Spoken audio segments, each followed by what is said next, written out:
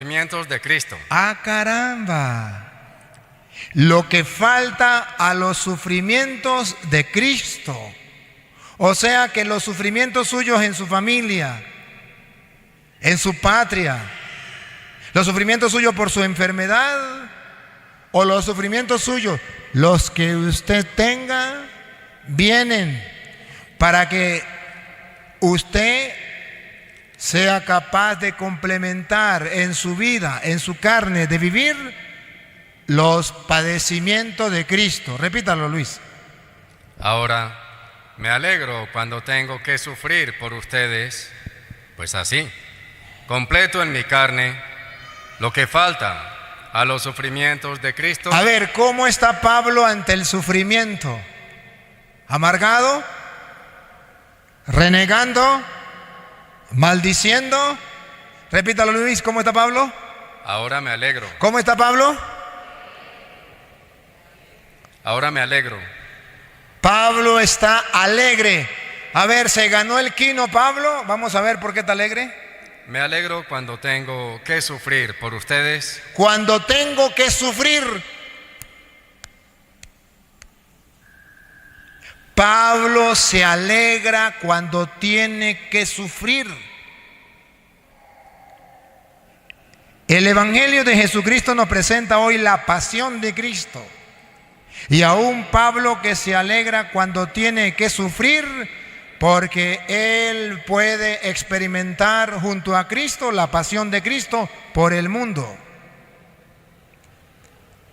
Distinto a los cristianos modernos que ahora vienen con una teología barata. ¿Saben cuál es la teología barata de los cristianos del siglo XXI? Pare de sufrir. Pare de sufrir. Pero si ustedes ponen la lupa, un cristiano que conozca la pasión de Cristo, que conozca los misterios del reino, como Pablo, se alegra cuando tiene que sufrir, porque así experimenta en su carne lo que le falta a la pasión de Cristo. Querido hermano que sufre una enfermedad cruel, con dolores fuertes, aquí Pablo te da un dato. Puede ser un cristiano que asuma ese dolor, ese sufrimiento con fe, para que en su carne lo que le falta a la pasión de Cristo.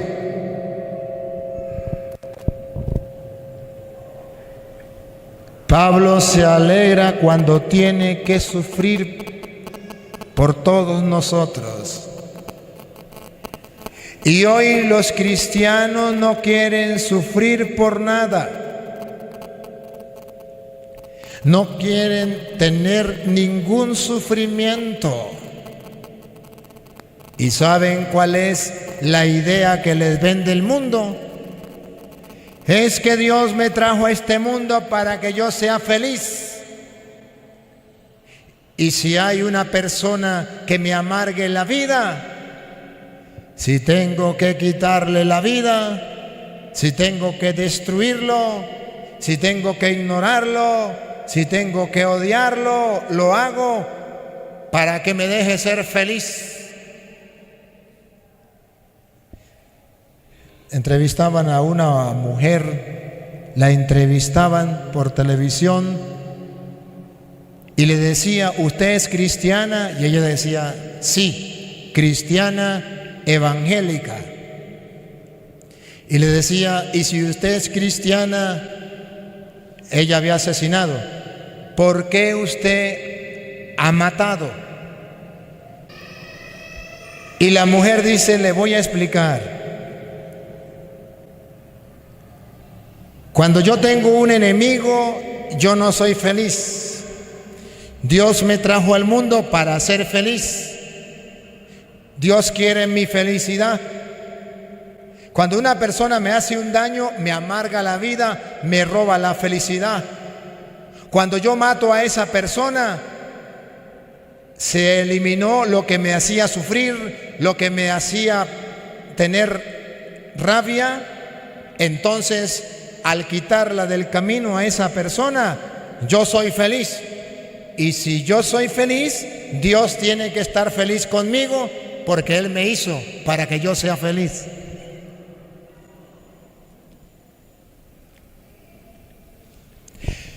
¿Ustedes saben que antes los esposos se casaban hasta que la muerte los separe? Ahora no. Ahora se casan hasta que venga un sufrimiento, un problema. Y el día en que le venga un problema o un sufrimiento, nos separamos porque Dios quiere que yo sea feliz. Y yo al lado de este hombre o al lado de esta mujer, yo no soy feliz. Pare de sufrir, me divorcio.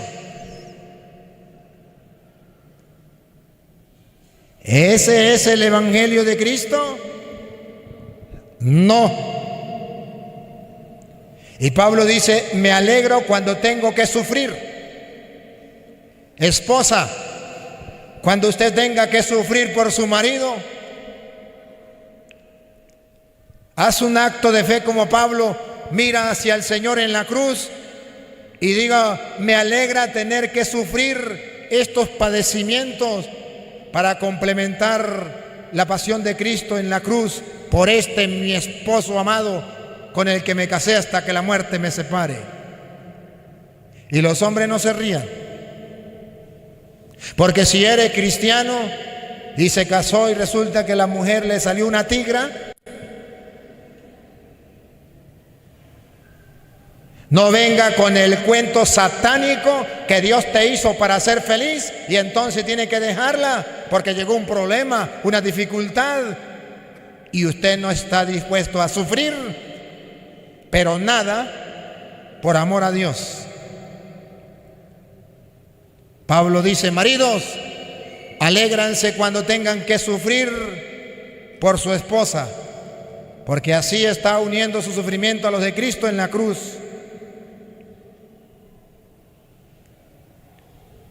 Hijos, alégrense cuando tengan que sufrir por sus padres. Padres, alégrense cuando tengan que sufrir por sus hijos. Porque es necesario que nosotros aprendamos a sufrir, pero no sufrir por sufrir.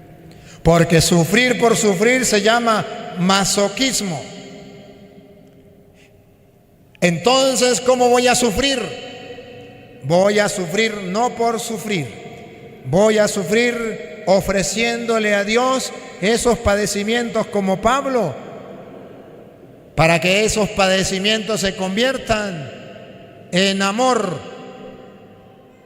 En amor. ¿Qué es el amor? Tanto amó Dios al mundo, Juan 3:16, que envió a su Hijo para que entregara la vida por nosotros.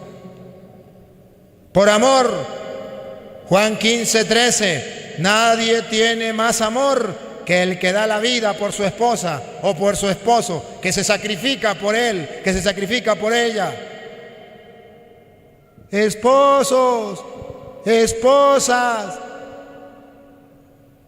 parejas, matrimonios casados por la iglesia, Satanás les está vendiendo una idea falsa, una teología falsa.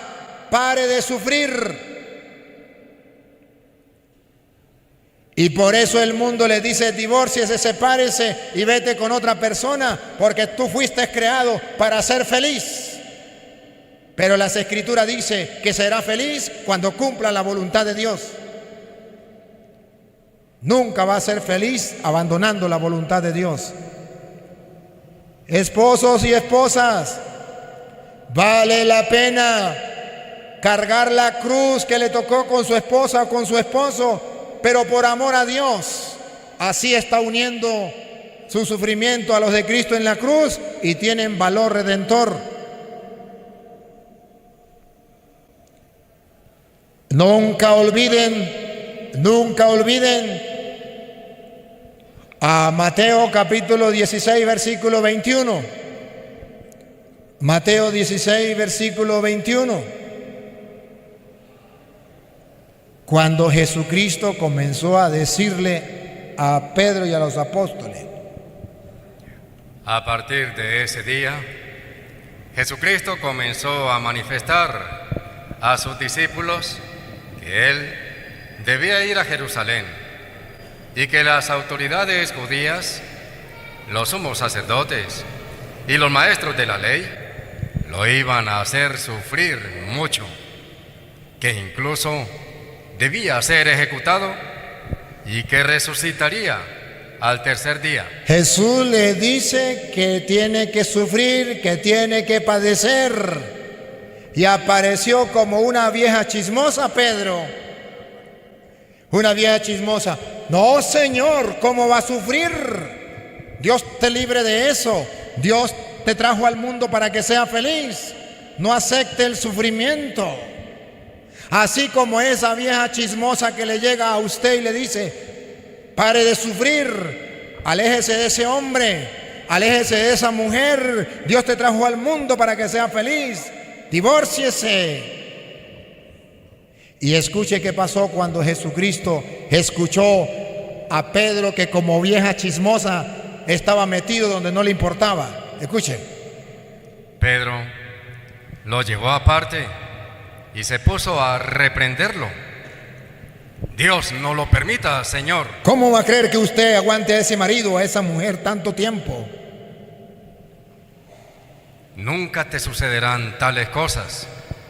Pero Jesús se volvió y le dijo: mujeres, esposas; hombres, esposos.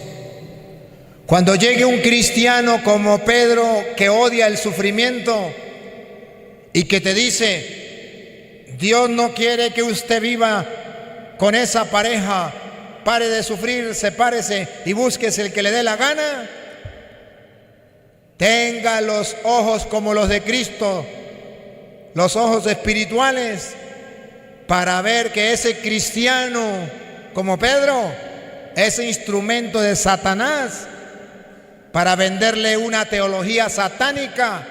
Pare de sufrir. Jesús le dice a Pedro.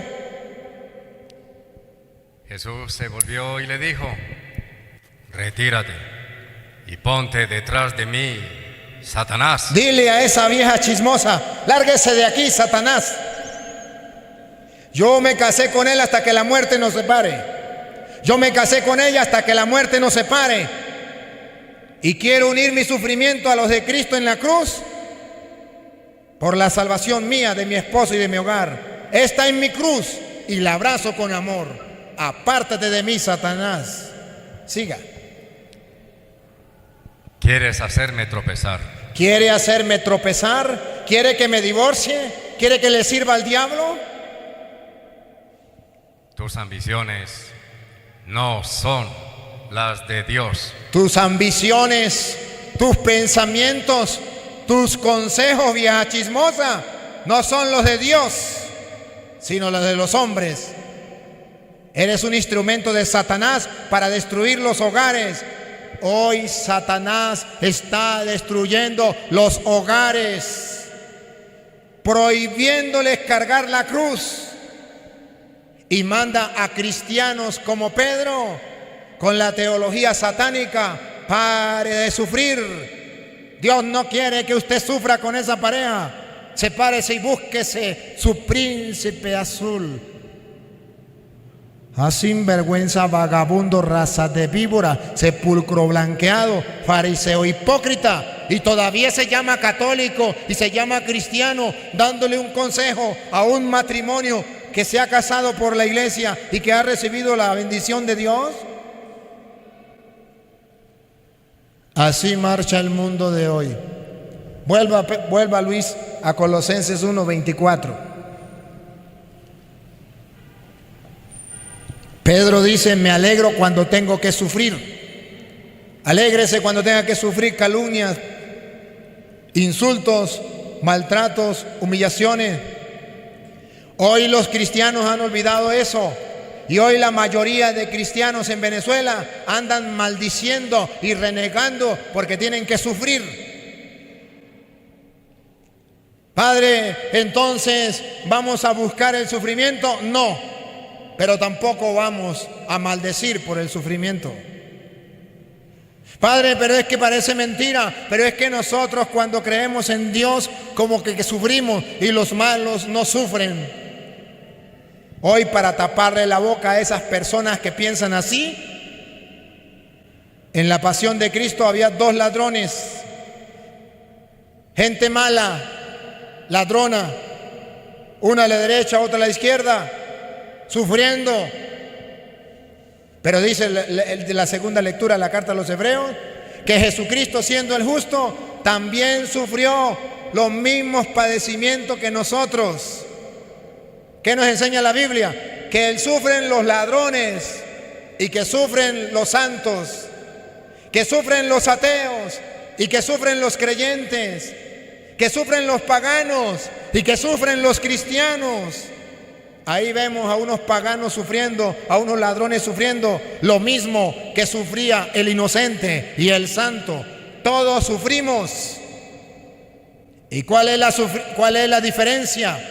Que los ladrones, que los ateos, que los paganos sufren maldiciendo como el mal ladrón. Si eres el Hijo de Dios, baja de ahí y sálvate a ti y sálvanos a nosotros mismos. Y el cristiano, como Cristo, abraza la cruz. Ay del tonto que piensa que el malvado no sufre. El malvado también sufre. Y su sufrimiento es perdido y maldice en el sufrimiento, mientras que el cristiano sufre y se alegra con el sufrimiento, porque con eso está complementando la pasión de Cristo. Hoy, queridos hermanos, en Venezuela estamos sufriendo y no se trata de maldecir como los malos, como el mal ladrón. Se trata de abrazar la cruz, poniendo la mirada en Dios y suplicando a Dios que tenga piedad de nosotros, pero sin maldecir como Cristo.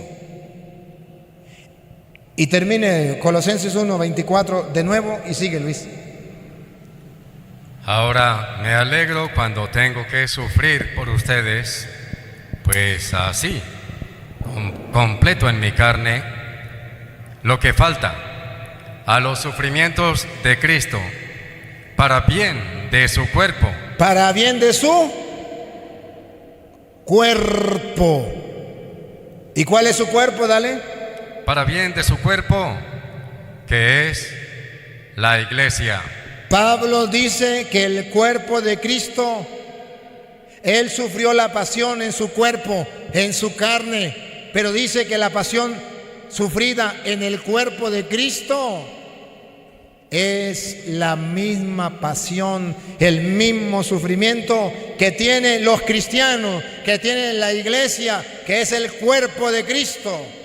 Que así como Cristo sufrió la pasión, entonces nos vamos a Juan 18, así como Cristo sufrió la pasión, ustedes y yo que somos el cuerpo de Cristo, tenemos que sufrir la pasión.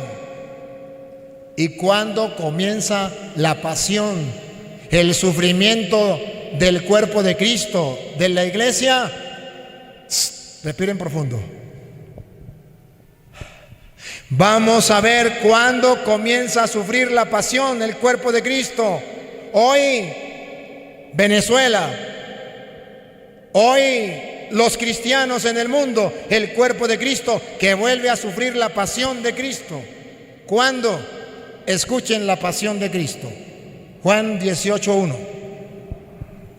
Cuando terminó de hablar, Jesús pasó con sus discípulos al otro lado del torrente Cedrón. Había allí un huerto. ¿Qué había allí? Detecten, ¿qué había? Un huerto, el huerto de los olivos. ¿Se acuerda o no se acuerda? ¿Qué hacía Jesús en el huerto de los olivos? Oraba. Un huerto, dale. Y Jesús entró en él con sus discípulos. Entró en él, ¿con quién? Con sus discípulos. Entró al huerto de los olivos a orar con sus discípulos. Pregunto, ¿Sería que entraron todos al huerto de los olivos a orar? Vamos a ver. Judas, el que lo entregaba, conocía también ese lugar.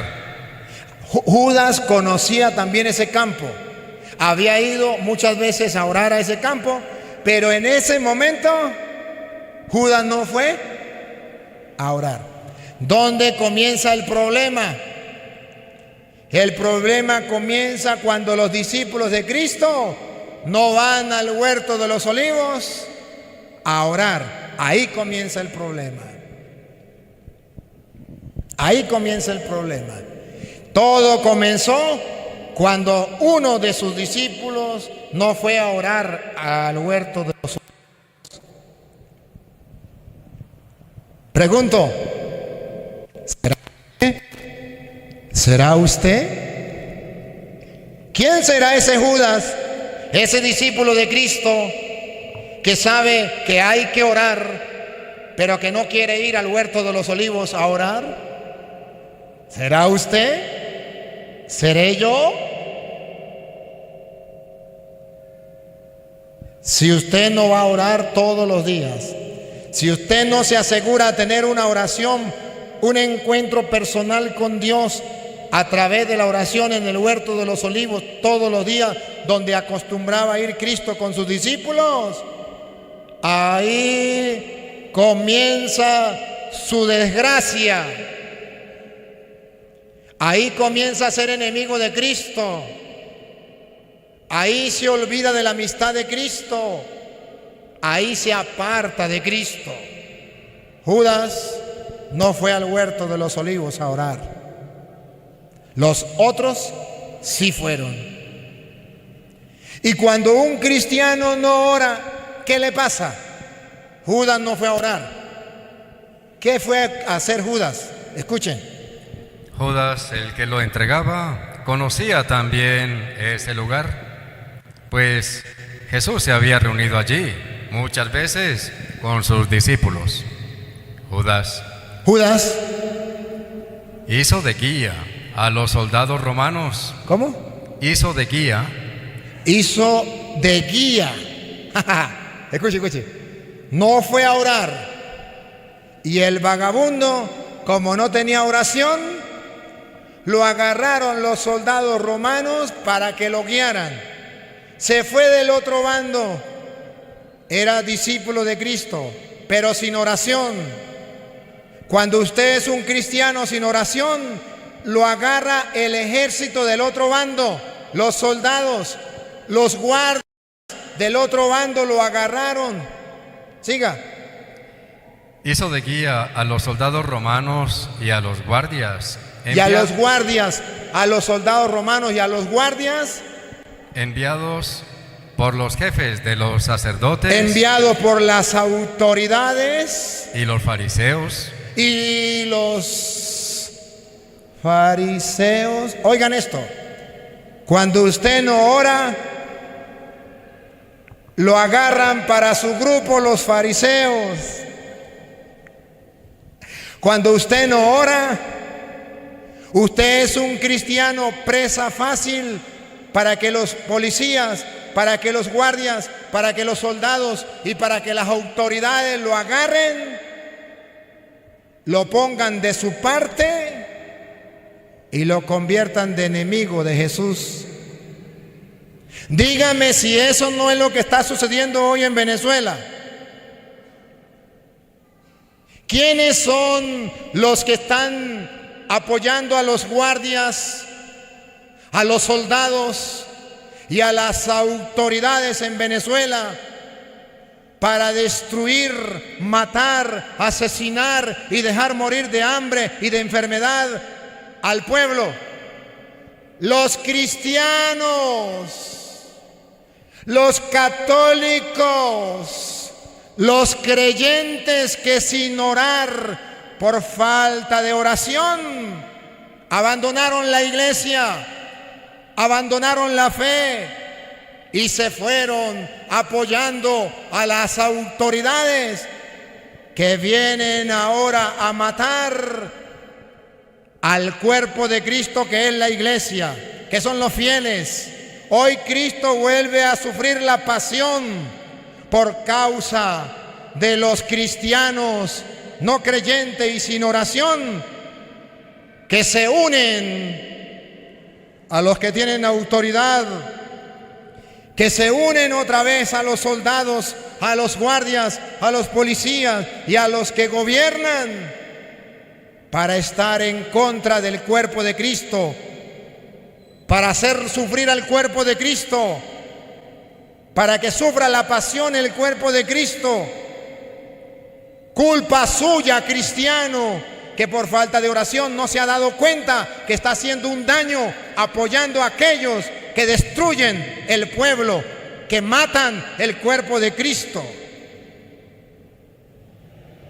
Hoy vuelve a sufrir Cristo la pasión, pero en su cuerpo, que es la iglesia. Pregúntele a esos guardias que están echándole plomo al pueblo, o a esos policías, o a esos soldados, a ver si no son cristianos también, a ver si nunca escucharon de Dios. Y pregúntele a esos que hacen de informadores, que andan informando quién es el que anda en una marcha para mandarlo a matar, quién es el que no está de acuerdo con el gobierno para mandarlo a matar. Díganme si no son cristianos sin oración, que se han vendido y se han ido al bando de los malhechores que destruyen y matan al cuerpo de Cristo, que es la iglesia. ¿Y cuántos vienen a misa? ¿Y cuántos dicen creer en el Señor? Sigue. Judas guiaba a los soldados, a los guardias enviados por los jefes de los sacerdotes y los fariseos, que llegaron allí. Que llegaron allí, ponga la lupa, que llegaron allí. Con linternas. Con linternas. Antorchas. Antorchas. Y armas. Y armas. No ha cambiado nada. Desde el tiempo de Cristo no ha cambiado nada. ¿Cómo vienen los soldados? ¿Cómo vienen los militares? ¿Cómo vienen los generales, los capitanes? ¿Cómo vienen los guardias hacia el pueblo? Con armas. ¿A qué? A destruir el cuerpo de Cristo, que está desarmado, el cuerpo de Cristo que está padeciendo, que está sufriendo, que está muriendo, y ellos con armas amedrantando al pueblo. Vuelve a suceder lo mismo, y Cristo vuelve a sufrir la pasión en el cuerpo, que es la iglesia. ¡Qué bárbaro!